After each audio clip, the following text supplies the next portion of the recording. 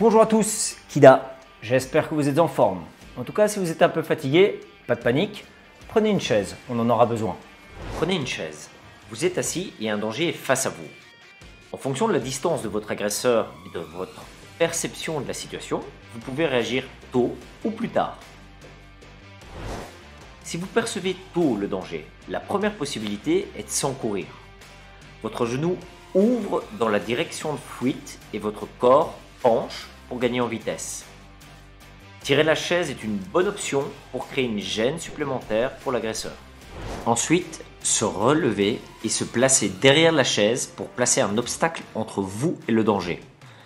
Créez une ouverture avec votre jambe et passez l'autre jambe dans cette ouverture en vous plaçant immédiatement derrière la chaise. Vous pouvez raisonner l'opposant. Pratiquez-le de face et en angle en utilisant le même principe. Plus offensif, vous pouvez utiliser la chaise pour vous défendre. Dans ce cas, saisissez la chaise en plaçant une main sur le siège et l'autre sur le dossier. Vous inclinez la chaise de façon à mettre un pied en haut et un pied en bas. Cela empêche l'adversaire de pousser la chaise avec un coup de pied. Si votre agresseur est plus proche, attaquez d'abord et ensuite prenez la chaise. Levez-vous et donnez un coup de pied avant de saisir l'objet. Un point important est d'apprendre à regarder le danger tout en saisissant la chaise. Une fois que c'est acquis, ajoutez plus de défis en ajoutant des attaques.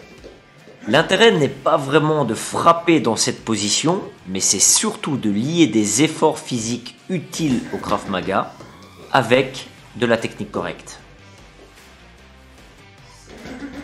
Travaillez des frappes de face et réagissez. Liez des défenses connues pour les plus avancés. Créez des attaques en angle et faites des efforts et enchaînez. Vous voilà préparé à certaines éventualités pour cet été. En tout cas, utilisez la chaise, mais avant tout, utilisez votre tête. Sur ce, Kida!